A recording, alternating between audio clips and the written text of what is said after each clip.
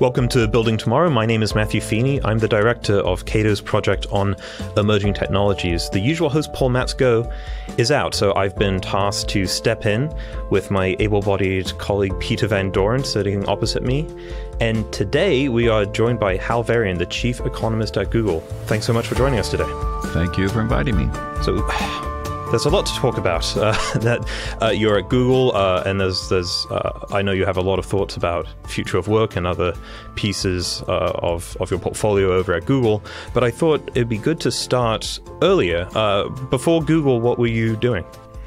I was a dean at Berkeley before Google, and then before that I was a professor at the University of Michigan. And teaching or learning what while you were doing that? I was teaching primarily economics with some focus on economics of technology, a little bit of finance mixed in, so it was a mixed portfolio. I know that Peter especially, I mean, I have interest in this too, of course, but wanted to discuss your writings in the New York Times. So maybe tell the readers, was this, how often did you write for the Times? How did you get involved with that column? So I was invited to write this column. It was called Economic Scene. There were 4 people who rotated through the columns. They came out, I think, on Thursday. And it was carte blanche, whatever I wanted to write about. And unlike a lot of columnists, I didn't want to write about opinions, really. I wanted to write about economics. What were the interesting things that were happening in economics, in research, in teaching, in government? I didn't completely avoid politics and opinion writing, of course, but I was trying to give people a picture. I viewed it more as education than persuasion, in my view. You'll be aware, of course, that there's a lot of discussion today about antitrust regulation of these so-called big tech companies. And in preparation for this, Peter and I were interested in your take on the accusation that Google is a monopoly, because I think the concern reveals potentially a misunderstanding about what exactly it is that Google does and how it makes money. Because again, I'm here with my 2 philosophy degrees. I might not have the best insight here, but it seems that your customers are advertisers who have numerous places at which to put their ads. So on the user side, it seems as people say, well, when I search for something on the internet, there's really only Google. There is DuckDuckGo and a few others, but because you're so market dominant, you should be considered a monopoly. Is that a misunderstanding? Well, yes, I think so. And I think when you look at other media, you look, for example, at newspapers. When the DOJ and the FTC looked at mergers of newspapers, what they focused on is what that did to the advertising market, not the content side. So really, I don't think there's a market for search at all. So in our discussions, I said to Matt, I'm going to be, when I'm flip at dinner parties and I make my hard-nosed econ kind of claims, I always argue, come on, guys, there is no market for search. Stop talking. Unless someone pays for something, there's no market for it. There's a market for advertising. So Google's competing with the New York Times and the network, television networks, and Sports Illustrated. Yes, I still am a subscriber, one of 3, et cetera, et cetera, et cetera. And so there is no market for search. So I wondered if you would push back and say that was being a little too econ kind of wise guy, or whether, but you uttered it before I even said it. Yeah, exactly so. And in fact, today, I would say search itself is evolving as a concept. So there's much more of a question answering. You know, sometimes you answer the question by going on and finding a website that has the answer. Sometimes you answer the question like, what's the temperature outside, or when does the next bus for Cincinnati leave? These kinds of things will be answered directly by Google or other formerly known search engines.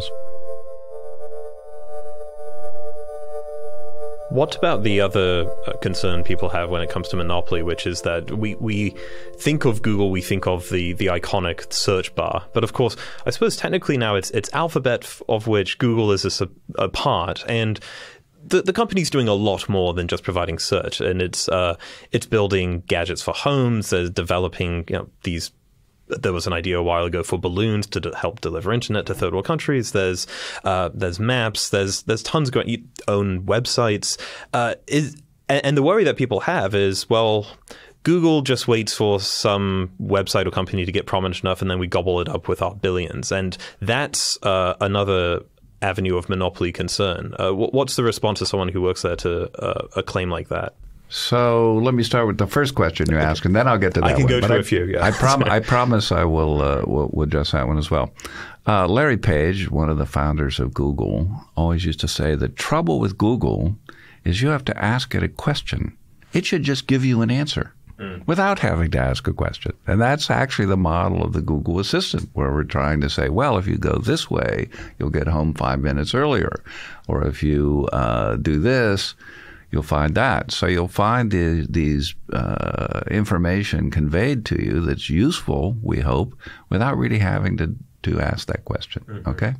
So that's kind of a nice development. We think of it as the assistant model. Now, I will say there are people that don't like that. Okay, that's what we call the assailant model, the assistant versus the assailant. What we're trying to do is provide good, useful, helpful services for people when they need them, when they want them. But there are people who have concerns about that. Well, that's why these are all voluntary. I mean, you can decide whether or not you want to know how long it's going to take you to get home under current traffic conditions, or what a restaurant reviews look like in your neighborhood, et cetera, et cetera. So this is evolving. It's not always going to be a search engine. That's one stage in the evolution. And as you said, we are engaged in lots of other projects, the autonomous vehicles. And that's an interesting point, too, point that people don't sufficiently appreciate. We, meaning the world, would have fully autonomous vehicles now if it weren't for those darn humans.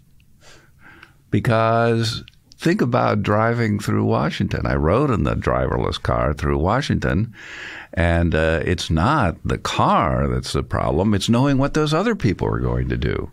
And if every vehicle was an autonomous vehicle, it would have a much smoother, more functioning system. And by the way, the pedestrians are just as bad as the drivers, if not worse. So in fact, the autonomous vehicle is really trying to learn about people and learn about how you can navigate in this world or in this universe where there are all these people doing strange, random things. If you look at California, for example, there's this Interstate 5, which goes down the Central Valley, and if you added another lane, said autonomous vehicles only, you'd have a dramatic increase in efficiency, in my view, because they could just communicate among themselves, get from A to B in the fastest, most efficient method, and wouldn't have to worry about the humans who are falling asleep or getting drunk or, So not an HOT lane, high occupancy tolling, but an AV occupancy, autonomous AVL. Yeah, or maybe no occupant. An AVL lane. Yeah. So anyway, I think that's an important point to remember. And then what was your last question? Oh, it was about monopoly. Yeah, acquisition. Yeah. And acquisitions. Well, one thing is, it's very important to understand that having a large market share or having a strong position in the market, that's not illegal. What's illegal is to use tactics or to use ways that you prevent competition or prevent entry that are, let's say, unfair. That's not quite word in antitrust, but that are not anti-competitive. Better term. All these investigations that people are talking about are investigations about how they impact competition. Okay, and that includes entry as one. Now, if you look at Silicon Valley in general, there's a phenomenon known as acqui-hires. Acqui-hires, or acqui-hires may be better pronunciation. And that's where you're doing an acquisition, but the motive for the acquisition is to acquire workers. And in many cases, workers have specific knowledge or expertise that can help with some new product, new design, new service that we're offering. So an example, when we started working in voice recognition, we had zero. We had zero data. We had zero people who were familiar with voice recognition, so we went out and hired some of the best people in the world. They generated the data for voice recognition using a service known as Google 411. I don't know if any of you remember that, but that was how we collected voice samples, and then we built up the voice recognition system that you're aware of today. So in process of doing that, we acquired several companies. They weren't because they were potential competitors. They were complementers. They were people who could help us deliver on these products that relied on voice as a means of communication. And I think when you go look at the Google acquisitions, they primarily fall into that camp. If you look at acquisitions just on companies provided search, there were only 3 of them, 3 such acquisitions, and the last one was something like 12 years ago. So the core business, I think it's quite accurate to say we grew that ourselves. But as we expanded into new businesses, we went out to get expertise and knowledge that could be helpful in doing that.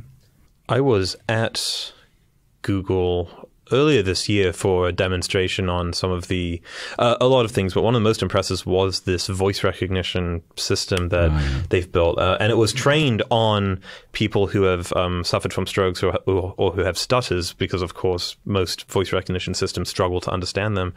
And in this demonstration, there was someone who had one of these, I believe, had suffered a stroke, and he was speaking, and I doubt anyone in the amphitheater could have understood exactly what he was saying, but Google's voice recognition got it like that. It was really incredible.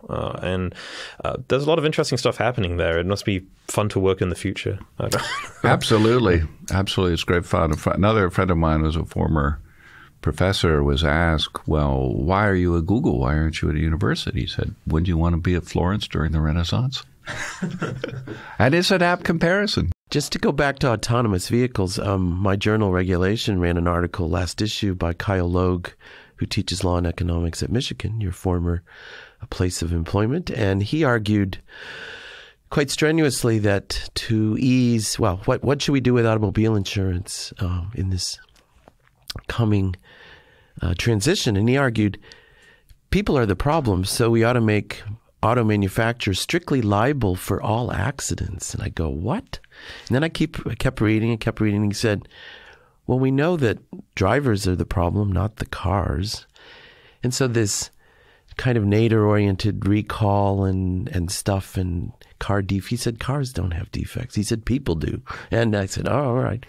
Then he goes, if auto manufacturers were strictly liable for accidents, then auto manufacturers would hasten the introduction of autonomous vehicles, because that would lower their liability, because people are the problem. And I said, wow. So we published this article, and it sounds like you have thought about this as well. Yes, yes, absolutely. You know, there are several universities have torture tests for autonomous vehicles. Have you seen these? No. There's one at the University of Michigan where they built a little town, and in this town, balls roll into the streets, ladies cross with shopping carts, all sorts of disasters around every corner, and the goal is for your autonomous vehicle to navigate safely through the town. So it's kind of like Underwriters Lab sort of thing to say they passed this test. But autonomous vehicles are only one part of this big ecosystem of increased automation. And given that you're at Google and you have insight into a lot of exciting tech that's coming down the road, what do you think about the concerns that people have, which is, well, all this technology is going to take all the jobs, and what are we going to do about that? What are your thoughts on those category of concerns? Well, let me say 2 things on that. One is this debate, particularly in California, about guaranteed basic income, that kind of thing.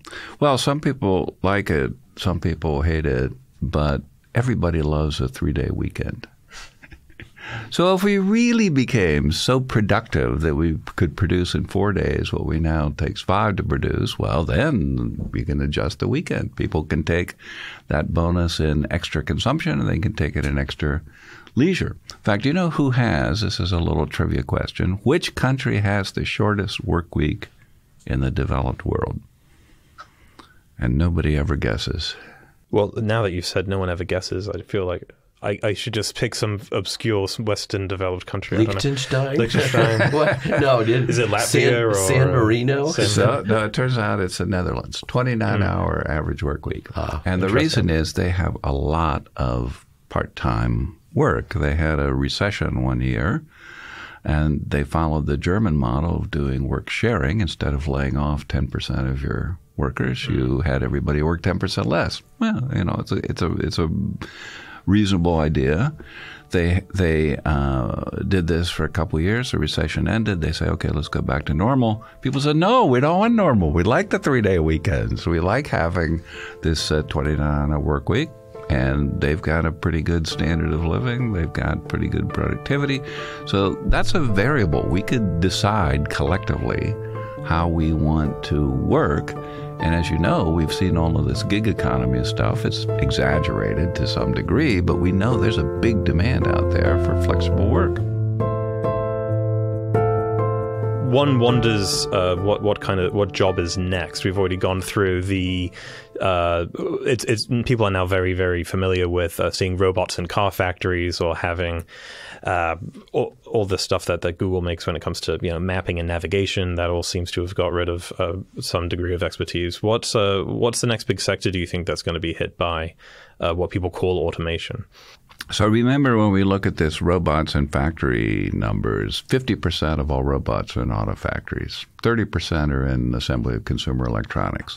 Once you built an assembly line where the person at a particular point is doing the same thing over and over again in a highly controlled environment, that's a very natural place to put a robot.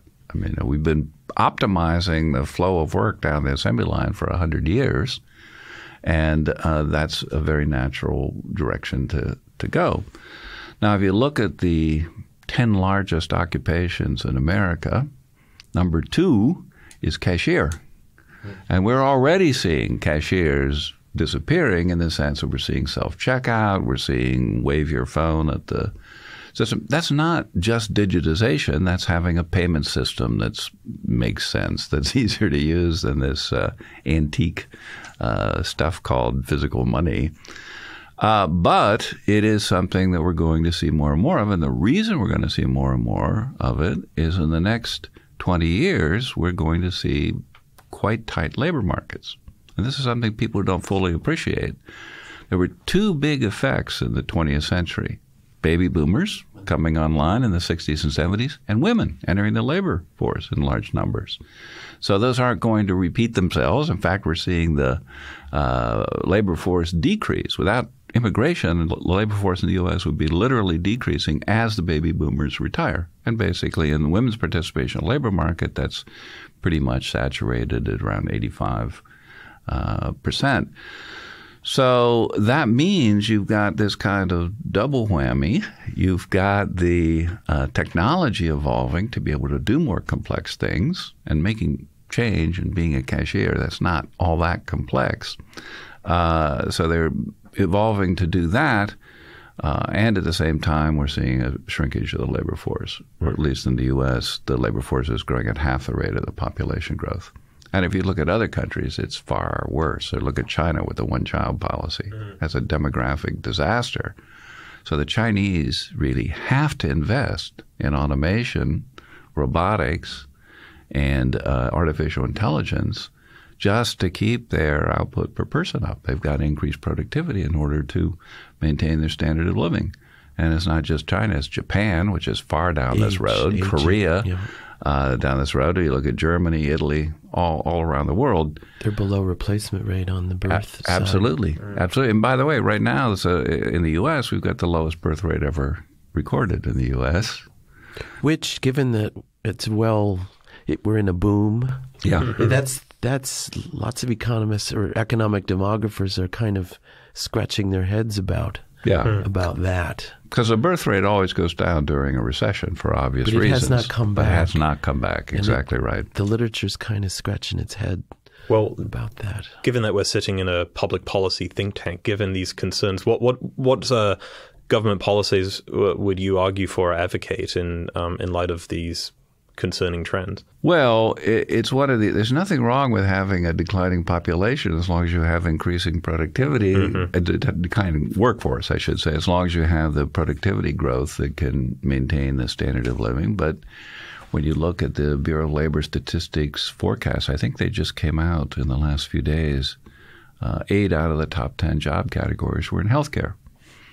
Okay, which everybody recognizes as a problem. Now, things kind of get back to normal around 2050. But the next 30 or 40 years, you're going to see this the repercussions from that baby boom nearly 100 years ago now. It's amazing.